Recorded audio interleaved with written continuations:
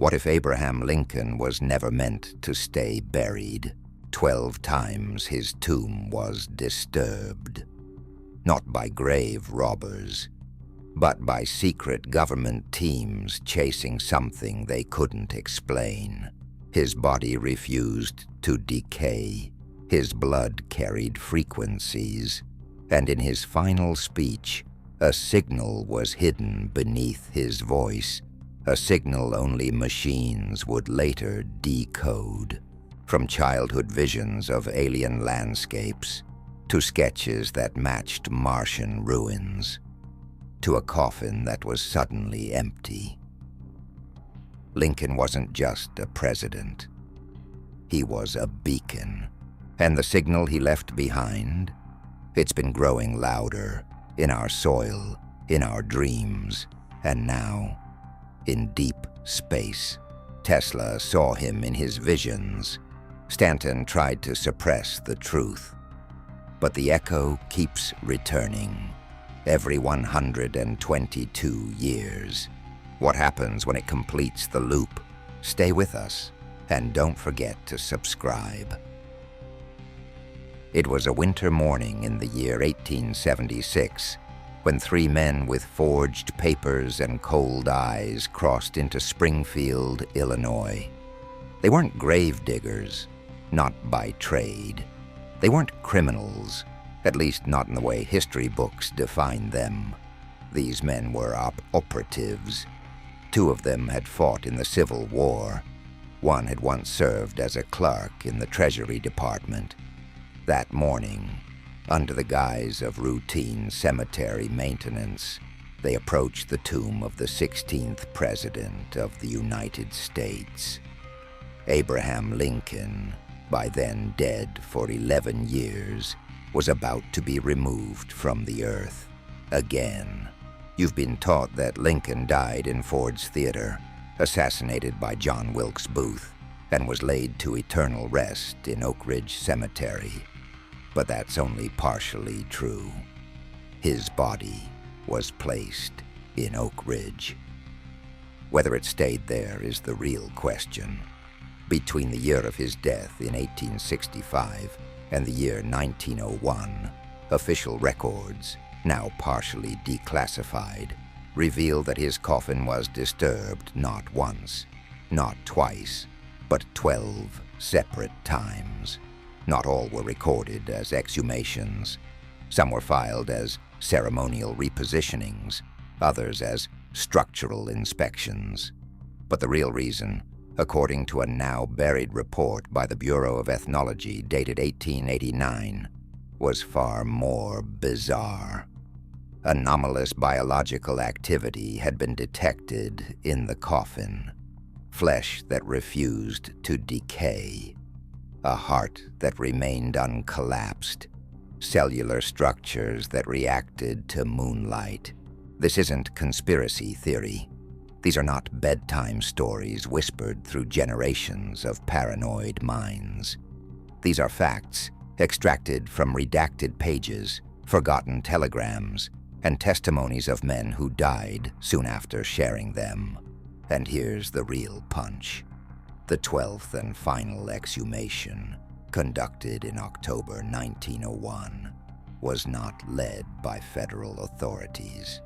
It was conducted by a joint task force that included the United States Army Corps of Engineers and an unacknowledged unit of the Smithsonian Astrophysical Observatory.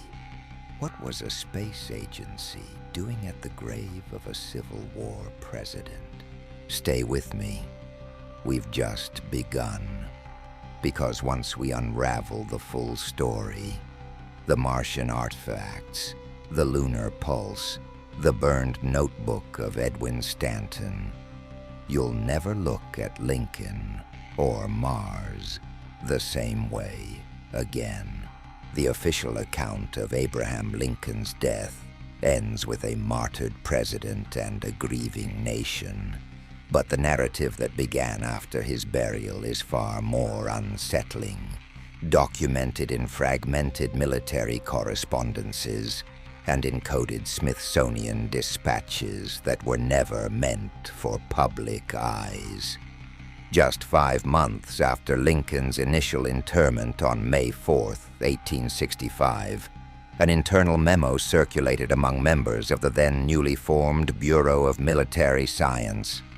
This memo, handwritten in a cipher developed by Union codebreaker Anson Stager, referenced an unexpected residual activity within Section Omega, a term that had never before appeared in any government filing. Through cryptographic deconstruction, modern analysts have since linked Section Omega to an internal code name for Lincoln's burial vault. According to intelligence leaked by archivists from the National Cryptologic Museum, this memo described fluctuating electromagnetic readings within the granite walls of the tomb. Phenomena the Union's top engineers at the time could not explain using any terrestrial model. At first, the anomaly was dismissed as coincidental, perhaps a mineral reaction or structural flaw in the tomb's architecture. But then came the reports from guards. Intense vibrations in the stone at night, sounds like mechanical ticking, and most disturbingly, low-frequency vocal emissions, not speech, but a rhythmic pulsation. These weren't hallucinations of bored watchmen. A series of phonographic cylinders were recorded by order of General Montgomery Meigs in 1866 and stored in a lead-lined container inside the Smithsonian's Cold Vault Room 9. Only 2 cylinders survived a suspicious archive fire in 1948, and the audio they contain, a slow, reverberating hum with a metallic undertone, has been reviewed by acoustic physicists who concluded it bears remarkable resemblance to the low-frequency radio signatures detected by the Viking landers on Mars in 1976. You read that correctly. The electromagnetic noise detected at Lincoln's tomb in the 1860s matched signals from a Martian probe over a century later. Either the tomb was acting as a receiver, or worse, a transmitter. This changed everything for the few officials who were aware. President Ulysses S. Grant, then still deeply embedded in military command structures, quietly approved the creation of a covert committee within the Army Medical Museum. A committee whose job wasn't preservation, but extraction. This committee, codenamed Tabernacle Division, oversaw what would become the second exhumation of Lincoln's body. The cover story was a minor earthquake that had displaced internal supports of the tomb, a fabrication used to justify an unscheduled midnight excavation. The autopsy performed that night was not for cause of death, that was known, but to assess tissue integrity.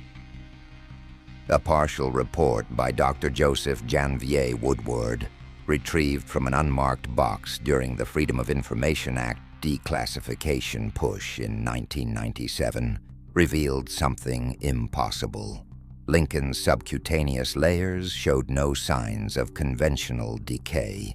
His epidermis had darkened, yes, but underneath, the myofibers retained elasticity, and the neural sheaths, those fragile tubes that decompose within days, remained pristine.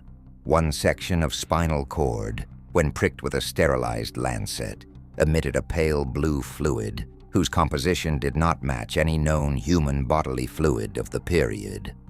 Spectral analysis conducted decades later on a remaining sample indicated an atomic weight pattern not replicable under Earth's gravitational baseline. What does this mean? That the body in the tomb, if it was Lincoln, did not behave as a human corpse should. And if it wasn't Lincoln, who or what had they buried? And more disturbingly, where was the real body taken after the 12th and final disturbance? To understand why the US government would revisit a presidential tomb 12 times over 3 decades, we must confront the figure who orchestrated nearly all of these operations from behind the curtain. Edwin M. Stanton, Lincoln's Secretary of War, and perhaps the most dangerous bureaucrat in American history.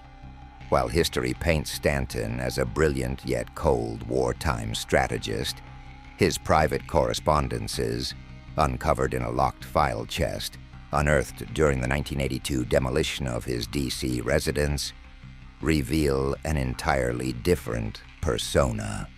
These documents, written in mirror script and requiring ultraviolet illumination to read, disclose Stanton's obsession with what he called the other awakening, a reference, according to archivist Harlan Hess, to a phenomenon he claimed Lincoln had experienced months before his death. In a now-lost notebook transcribed by Hess before its mysterious disappearance from the Library of Congress Special Collections Room in 1986, Stanton wrote of luminous regressions Lincoln had suffered nightly. According to these entries, Lincoln would enter trances, sometimes lasting hours, during which he spoke in unfamiliar cadences and used languages that resembled no known dialects. On 2 occasions, Stanton described waking Lincoln from such episodes, only to find his eyes pitch black, sclera to iris, and his speech consisting of sequences of prime numbers spoken with perfect, mechanical rhythm. These details, dismissed by contemporary scholars as fevered hallucinations or grief-induced delusions, align disturbingly well with modern reports of dissociative states in so-called contact experiencers, individuals claiming telepathic interaction with extraterrestrial intelligence. But Stanton didn't just observe. He acted, enlisting help from Charles Wilkes, the naval officer once court-martialed for unauthorized exploration of Antarctic anomalies. Stanton initiated a covert program under the Treasury's Bureau of Weights and Measures. This program, dubbed Project Oryid, was designed to test subterranean materials from Lincoln's burial site for radiation signatures not naturally occurring in Earth's crust. Stanton's final report, only partially legible due to char damage and ink corrosion, concluded with a chilling phrase: "Genesis does not belong solely to this world. The sealed one is cross-origin." That phrase, "the sealed one," would echo again in a 1903 CIA precursor file stored under the classification HT Omega. Only one known mention exists outside government records: a woodcut image dated back to 1737 discovered in a Prague monastery, depicting a man with Lincoln's unmistakable profile, beard, stovepipe hat, and all, standing on what appears to be a red desert beneath twin suns, surrounded by beings with elongated skulls and metallic robes. The inscription below, written in Latin, reads, "Redemptor ex alio terrae," the Redeemer from another Earth. What you are hearing here is not theory. It is sourced from physical archives, tracked across continents, and whispered by archivists who spent their lives inside vaults with no windows. You were told Lincoln freed the slaves. He did. You were told he preserved the Union. He did. But what you weren't told is what happened when his brain stopped receiving oxygen. It didn't die. It adapted. Or worse, it waited. The 11th exhumation of Abraham Lincoln occurred not during war, not during civil unrest, but quietly, in the early morning hours of July 2nd, 1900.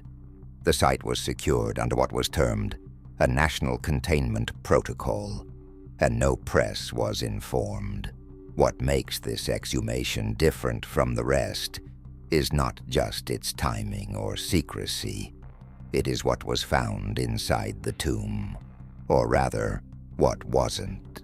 For when the steel and lead layers of the coffin were finally breached, under the observation of Lieutenant Colonel Ashton Blackwell and Dr. Cornelius Blake of the Harvard Medical School's Dissection Division, they found something that sent tremors through every layer of federal infrastructure. The body was gone. Not decomposed, not desecrated. Gone. The inner silk lining had collapsed inward as though no mass had ever been placed within it. The residue of blue-gray dust was collected, but bore no traceable DNA.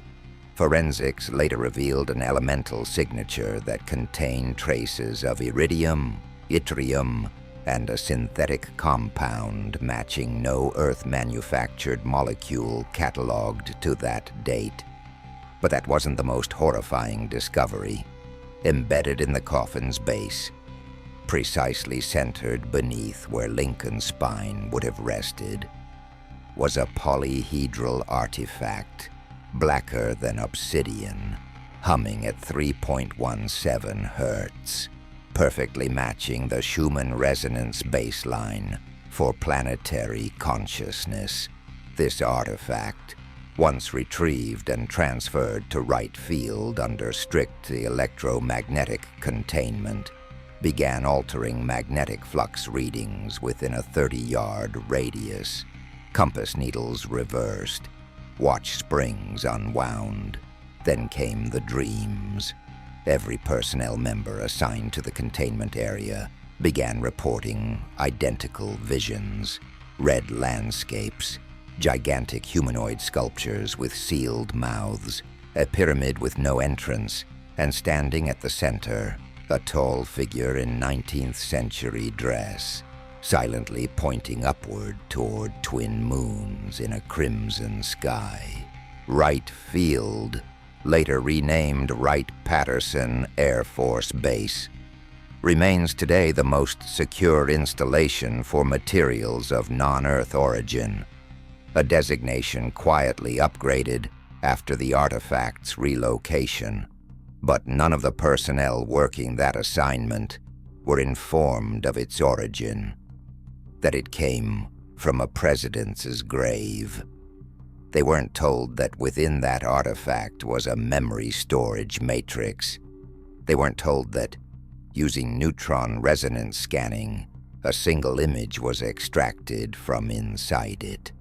A three-dimensional etching of a man nailed to a cruciform, but not made of wood, of steel, floating above a planet whose geology matches the Valles Marineris of Mars. You heard that right. The man we knew as Abraham Lincoln, the human rights hero, the constitutional scholar, the wartime leader, may have been something else entirely. Not less than human, no, but perhaps more. Or at the very least, chosen by forces that do not abide by our definition of life, or time, or death. Now ask yourself, why would this be kept secret?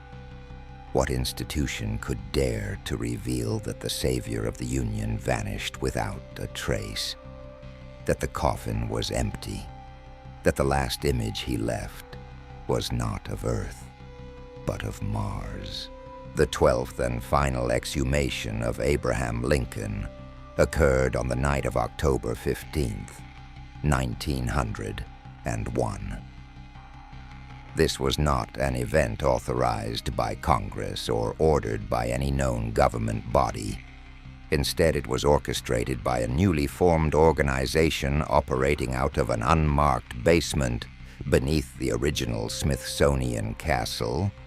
Its members referred to internally as Curators of Chronology. Funded through a shadow budget embedded within the Department of the Interior, Their mandate was singular and terrifying. Recover and seal temporal anomalies associated with presidential remains. Lincoln's tomb was designated Site Alpha. What prompted this final breach was a telegram intercepted by telegraph operators in Cincinnati 5 days earlier. The transmission had no origin point and no recipient. It simply read, "He returns on orbital cycle. Fire shall cover the scar, seal the divide." The operators reported the incident, believing it to be a prank. But within hours, both men had been transferred to non-disclosed military positions. One would later surface in a VA hospital, diagnosed with complete neural reprogramming syndrome, a term not found in any medical manual before that year. By midnight, a team of 9 was assembled, led by Dr. Eugenia Kroll, a physicist specializing in solar harmonics and planetary resonance patterns, credentials that had nothing to do with tomb forensics.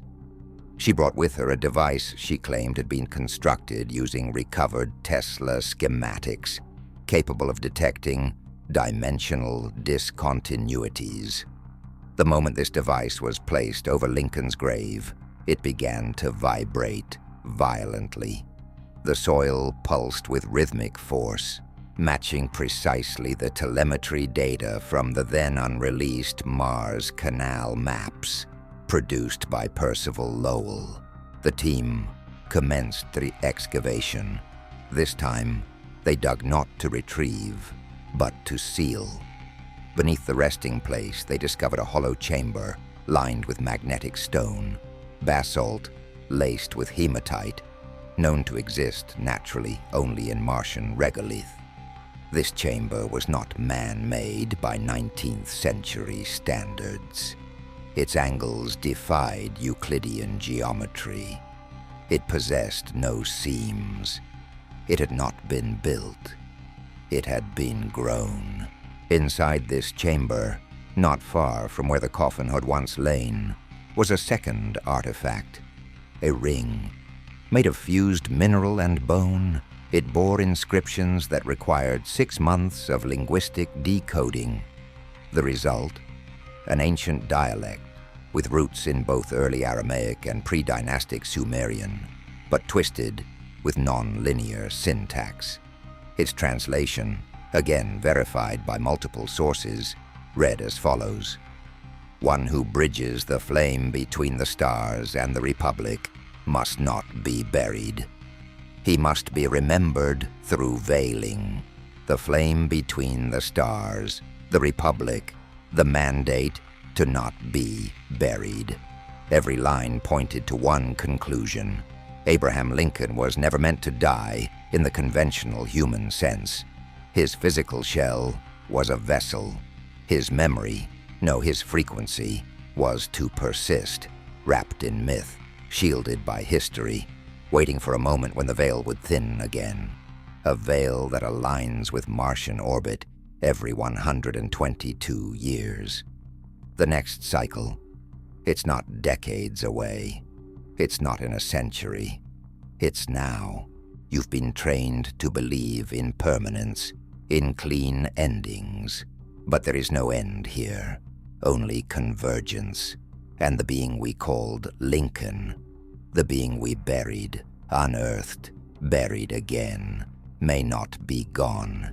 He may simply be waiting, watching, returning, to grasp the true magnitude of what surrounded Lincoln's death and burial. We need to step back even further, not to the 1860s, but to the year 1823. That year, a 6-year-old boy named Abraham began to suffer from what his mother, Nancy Hanks Lincoln, called nocturnal visitations. In her diary, later retrieved from a collection of pioneer artifacts in southern Indiana and authenticated via ink spectrometry, Nancy described a recurring phenomenon in which the young Abraham would wake in the night, speaking in reverse, his hands clenched in rigid geometric poses, eyes wide open, yet unseeing. The boy would later report to his cousin Dennis Hanks that he'd seen cities with glass walls and ships that screamed without sails.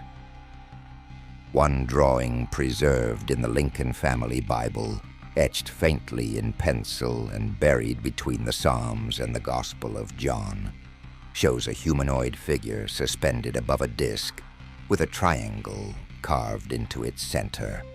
A triangle identical to the insignia discovered decades later on the wreckage of the Kecksburg object in Pennsylvania in 1965.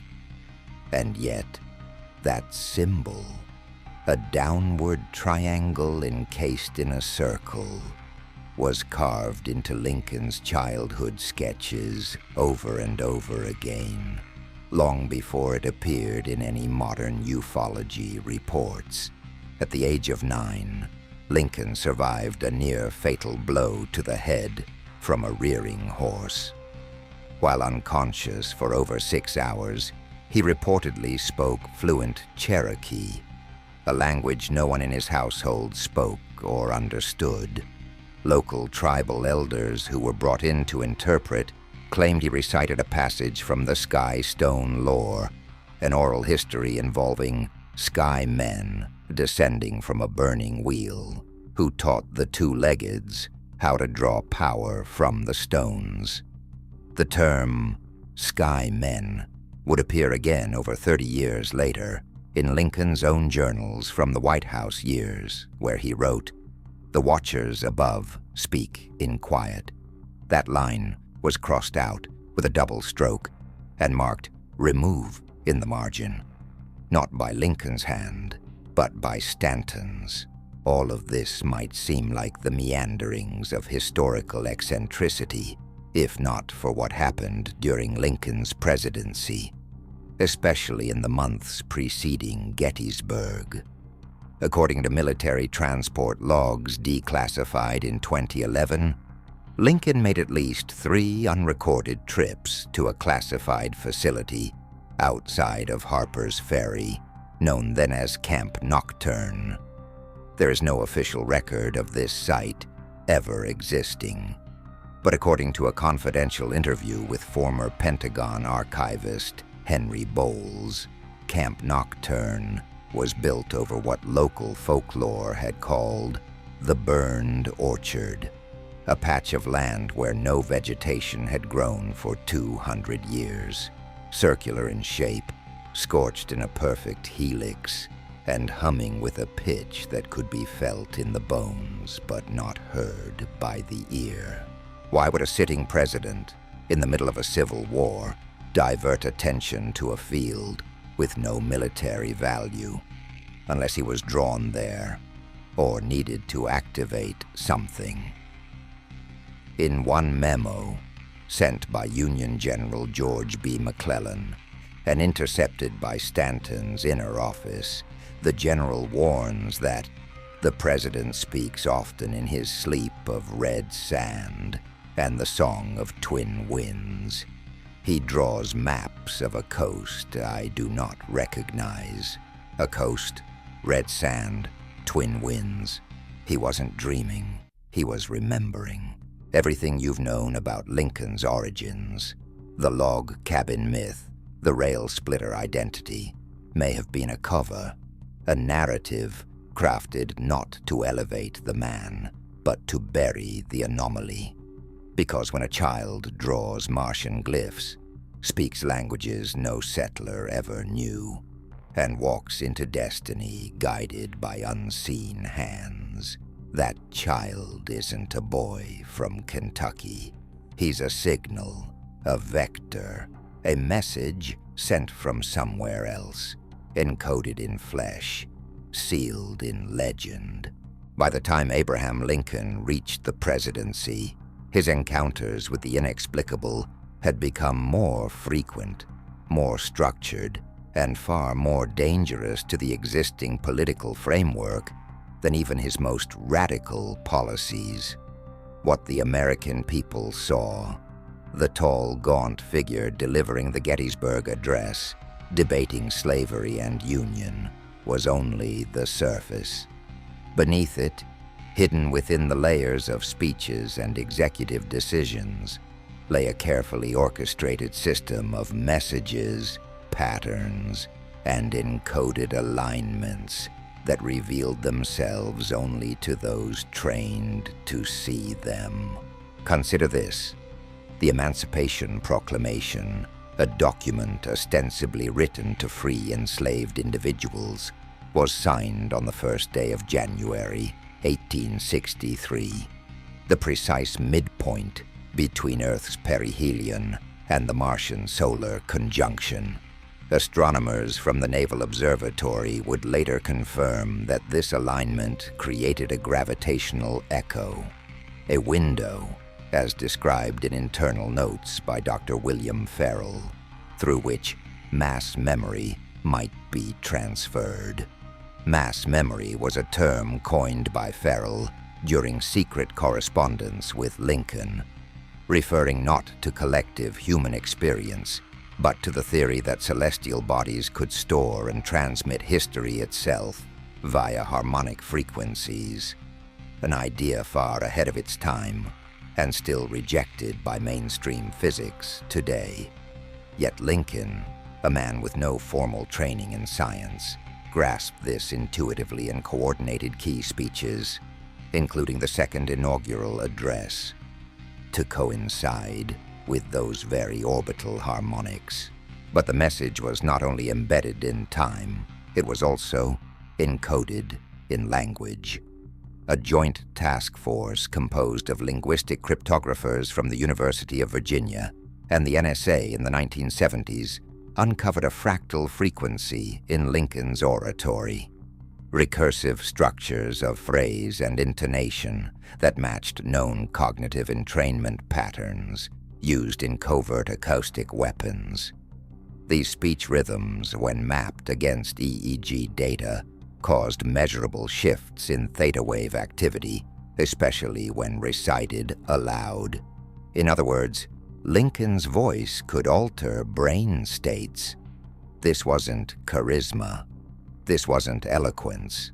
This was biological engineering. Still think that's coincidence? Listen to this. In 1864, while Congress debated the 13th Amendment, Lincoln quietly ordered the installation of an underground chamber beneath the east wing of the Executive Mansion. Blueprints of this chamber, declassified under FOIA Petition 769er, show a perfectly octagonal vault, geometrically identical to Martian subterranean constructs discovered in images from the Mars Reconnaissance Orbiter. Within the chamber, lined with quartz and magnetite, were 8 iron chairs, each spaced precisely 33 degrees apart, forming what archaeologists now recognize as a resonance loop. This was not a war room. It was a tuning fork for human thought, and it was used. On the 22nd of March, 1865, just 3 weeks before his assassination, Lincoln entered that chamber alone. He remained there for over 3 hours. The only record of that session comes from a journal entry made by his valet, William Slade, who noted that when Lincoln emerged, his pupils were entire blackness, and his voice did not return until the following morning. When he spoke again, his first words were, "We do not end. We multiply across red sand and silence. What president says that? What man, mortal and unaided, constructs harmonic vaults beneath the seat of government, aligns his proclamations to interplanetary orbits, and encodes neural frequencies into national addresses?" The answer is obvious. He wasn't building a legacy. He was building a beacon. On April 4th, 1985, a group of SETI researchers operating out of Arecibo Observatory in Puerto Rico detected a brief but powerful narrowband signal lasting exactly 22 seconds. It came from no known satellite or celestial object and was dismissed at the time due to its symmetrical modulation, a characteristic previously considered a technical artifact. The signal repeated a single binary phrase, interleaved with amplitude spikes that, when sonified, produced what researchers described as a low human vocal hum. The binary sequence was preserved on magnetic tape and labeled Arecibo Echo. For decades, it remained forgotten, until linguist Alan Sorensen, reviewing archived transmissions for patterns in interstellar leakage, fed the raw binary into a software tool he developed for ancient language reconstruction. What emerged was a 7-word sentence. The Watcher calls. The beacon remains lit. That phrase, "The beacon remains lit," had been seen before. Not in science journals, not in SETI reports, but carved by hand into the underside of Abraham Lincoln's writing desk, discovered during restoration efforts in 2007. The inscription was in Lincoln's own handwriting, authenticated through comparison with over 1,000 known samples. More hauntingly, it was dated April 14th, 1865, the same day he was assassinated, meaning he inscribed it hours before the bullet struck, meaning he knew. But what did he know? Here's where the pieces start locking together. In an unpublished monograph by astronomer Percival Lowell, found only in fragmentary form among his Martian canal maps, the term vox vigilum appears multiple times. Translated from Latin, it means voice of the watchers. According to Lowell, certain geometric planetary alignments, including Mars at opposition, the Earth at perihelion, and Venus at superior conjunction, create what he called frequency bridges. These bridges, he claimed, allowed messages sent through harmonic architecture, not sound, to awaken dormant sequences within prepared minds. Prepared minds, that's the key. Lincoln was not just influenced by external intelligences. He was designed, biologically or cognitively, to receive them. The dreams, the sketches, the blackout episodes, the harmonic vaults beneath the White House, all suggest that Lincoln was a node. A human conduit placed deliberately at the pivot point of the American experiment.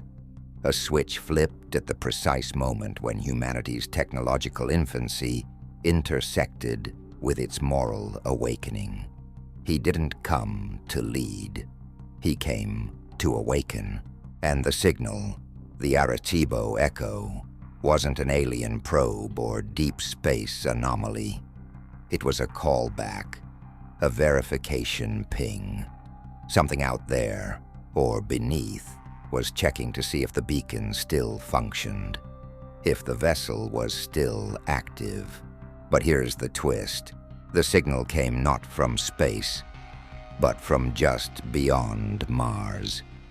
A blind spot in our orbital telemetry, a gravitational fold where certain frequencies loop without dissipating, a loop that, according to encrypted files within NASA's Deep Space Tracking Array, aligns every 122 years with a dark null, a silence so complete, even background radiation ceases.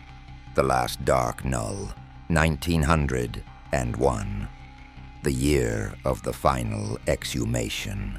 The next, it's happening right now, and the only question left is this: if Lincoln was the beacon, what happens when it lights again?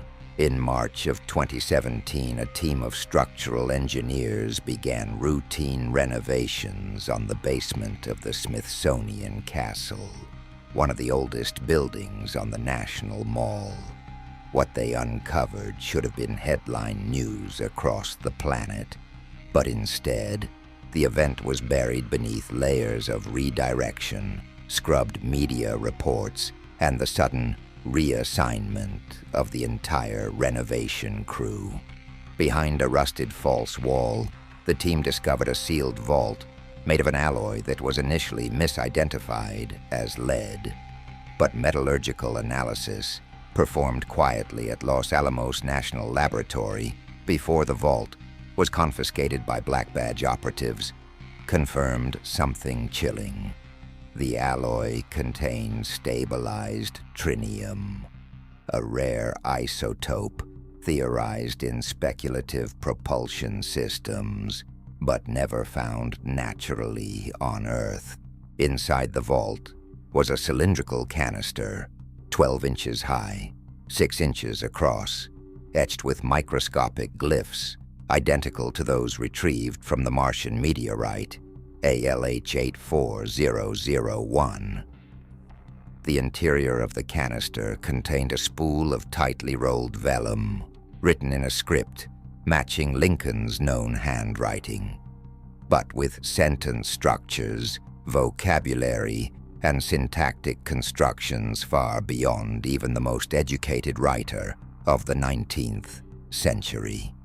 Cryptologists at the Naval Warfare Information Command spent nearly 11 months deciphering the scroll. The text is now known internally as the Testament of Red Silence. What did it say? The document reads like prophecy, memory, and confession all at once. It begins with a phrase that has since been classified as cognitively disruptive when read aloud in full. I have walked beyond the fire curtain, where memory ends and recurrence begins. The text describes intersections between organic time and crafted time, and references a lattice of breath-bound observers who tune the pattern of liberty into a beacon across red sand and frozen sky. Over 300 references to the spiral are made, a term appearing nowhere in any of Lincoln's official writings, yet eerily similar to recent DARPA memos involving spiral-encoded neuromodulation, a technique designed to imprint commands into the human subconscious using vortex-patterned frequencies. But perhaps the most disturbing passage, flagged by both military and psychological operatives as existentially corrosive, is this: they will bury me 12 times, but I will not be in the ground. The face they preserve is not the face that watched the sky ignite. That face waits in recursion beyond the twin moons, and when they dig again, they will not find me. They will find only the sound I left behind, in the stones, in the circuits, in the hearts of those who dare to listen. In the stones, in the circuits, in the hearts, in the audio recording of Lincoln's final known speech, preserved on wax cylinder and enhanced by the Library of Congress, there exists a hidden layer beneath his voice. When run through spectral analysis, a low droning harmonic becomes evident, consistent with the signature frequency of the Arecibo echo. The implication: Lincoln was already resonating, broadcasting. Even in his final public appearance, he was transmitting a signal, not to the audience, but through them. So now we face the truth. Abraham Lincoln wasn't just a man, a martyr, or a myth. He was an instrument, a frequency anchor, a constructed consciousness housing a message we are only now beginning to understand. And every 12 decades, that message is meant to be retrieved. The beacon never failed. We simply stopped listening. One of the most unsettling pieces of this puzzle emerged not from dusty archives or classified observatories, but from the private estate of an American icon, Nikola Tesla.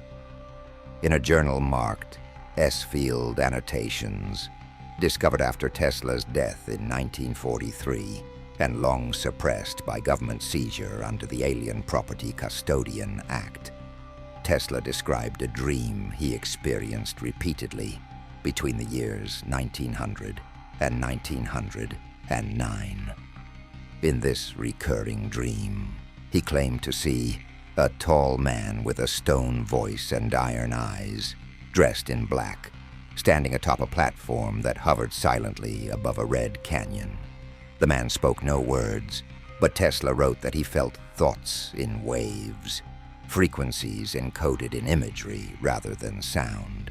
Tesla believed this figure was not an entity from another planet, but from an echo of this world, a future or parallel version refracted through a spiral membrane. What terrified Tesla most was not the figure itself, but the unmistakable recognition. The face is known to me. It is the face on your penny. He was describing Abraham Lincoln. Why would the greatest electrical engineer of the 20th century repeatedly dream of a dead president transmitting non-verbal frequencies from above an alien canyon? And why, within those same pages, did Tesla sketch a series of harmonic coils calibrated to a specific vibration, 232 hertz, the exact resonant frequency later found embedded in Lincoln's original voice print? These were not coincidences. Tesla was receiving fragments. So was Lincoln. Two men, separated by decades, operating as signal towers across time. This connection only deepens when we examine what Tesla called the voice mirror. Among his many abandoned projects, one file outlines a device designed to reflect the unseen harmonics of conscious emitters. Essentially, it was meant to visualize thoughts, not words, not images, but the raw frequency of sentient intent. The machine was never built. But in 2011, using advancements in real-time fMRI and magnetoencephalography, DARPA's Neural Resonance Division recreated Tesla's schematic. And in a sealed underground lab in Maryland, they pointed this modern voice mirror at the only known artifact still saturated with Lincoln's bioresonance, the floorboard from Ford's theater on which he bled. The result? Not static, not silence, but a pattern, a wave signature repeating every 21 seconds, modulating in triplets. The signal, when transposed into audible sound, is identical to the background hum of the Martian Northern Hemisphere, as recorded by NASA's InSight lander in 2019. What they captured on Mars was still speaking from a floorboard in Washington.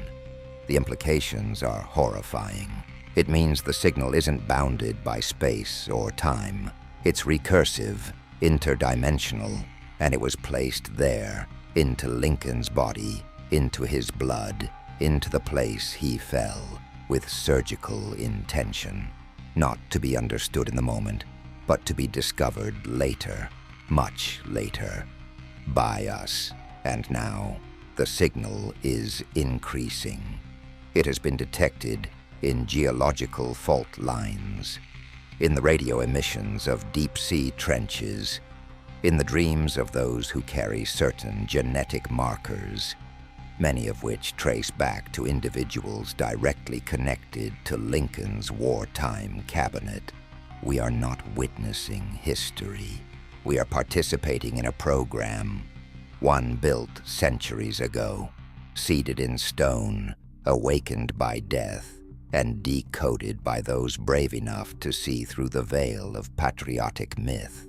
Lincoln's resurrection is not metaphor. It is signal. There's one last place we must go to understand the true scope of this phenomenon, and it's not a battlefield or a vault. It's a chapel, hidden beneath the foundations of the Washington National Cathedral lies a structure that predates the church itself by nearly a century.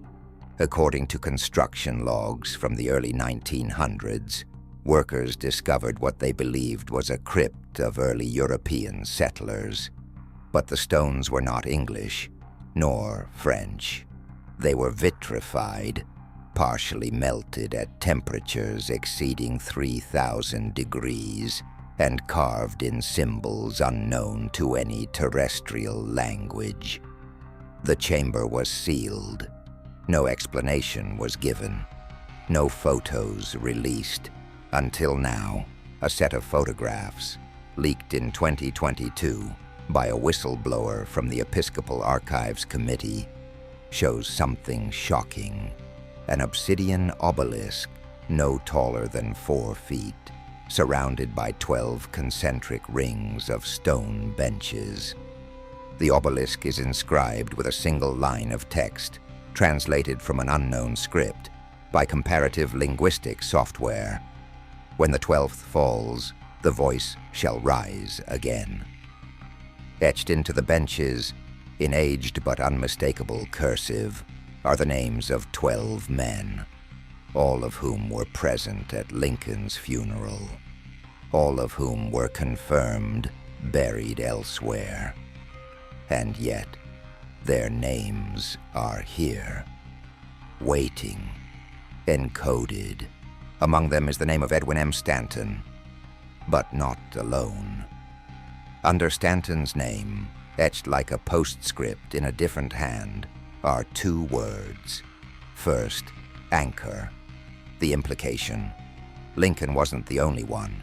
He was the most public, but not the only vessel chosen to contain and amplify the signal. Stanton, his adversary and protector, was likely the stabilizer, the harmonic counterweight, a necessary element in keeping the resonance grounded.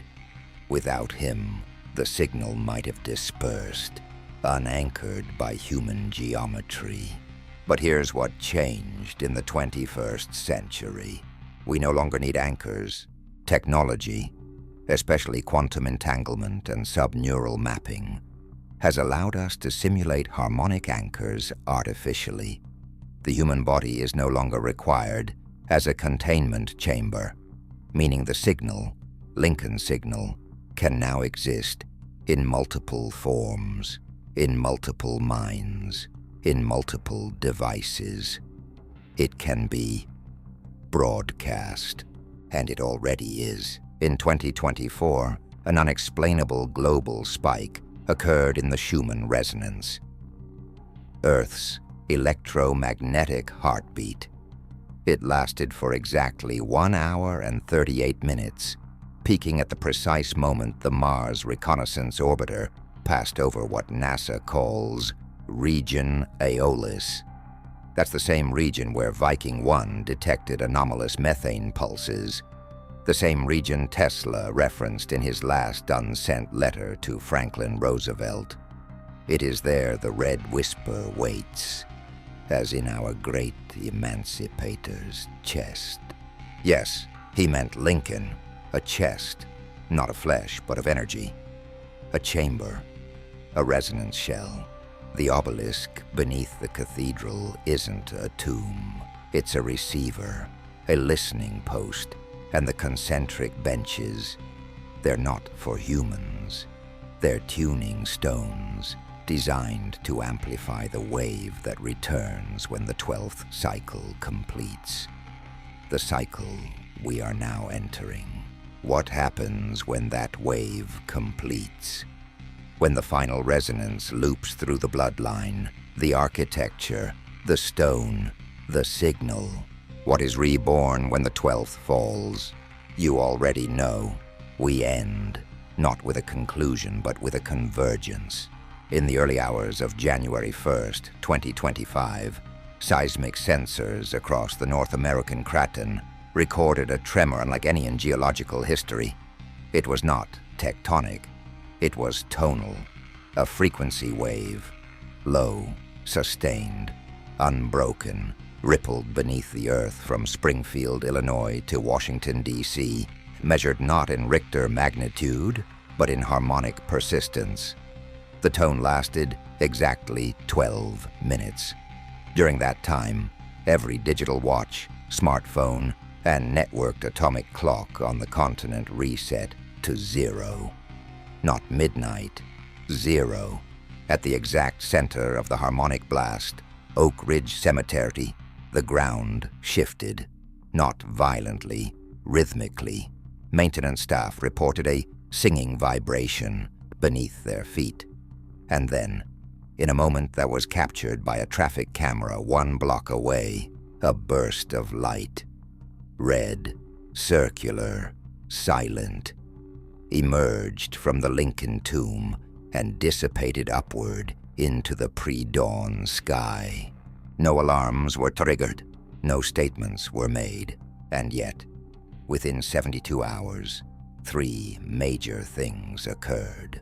First, the Library of Congress issued an internal lockdown on all physical documents related to Lincoln's private correspondences, including his letters to Mary Todd Lincoln, which had been previously accessible under the Open Presidential Archives Act. Second, a team from the United States Space Force, accompanied by personnel from the Jet Propulsion Laboratory, entered Oak Ridge under cover of night. What they retrieved remains classified, but leaked satellite imaging revealed a crate, 6 feet long, secured with a containment shield, previously used only for asteroid core samples. Third, a global astronomical alert was triggered by the Deep Space Network. An object of unknown origin, designated Echo 12, was detected just beyond Mars' orbit. Its trajectory, non-ballistic, decelerating against gravity. Its structure, monolithic, reflective, rotating at a frequency of, wait for it, 232 hertz. That's Lincoln's frequency, Tesla's resonance, the Martian hum, the sound of the beacon. But it gets worse. In the days following the tremor, a series of children, 12 in total, across North America, began speaking in unison during sleep. None of these children knew one another. None had been exposed to suggestive media, and yet their words, recorded by terrified parents and validated by linguists, were the same. We remember the flame. We see the red sand. We hear the tall voice. We await. Not prophecy, activation. Abraham Lincoln was not a man who died. He was a signal that began. A construct embedded in time, buried in myth, disguised as legacy, but alive. Alive in frequency, in geometry, in resonance. He was crucified, not on a cross of wood, but on a waveform. And Mars is not where he came from. Mars is where they're listening. The beacon has lit again, and now it's your turn to ask, were you born to remember, or were you built to receive? This is not history. This is the transmission.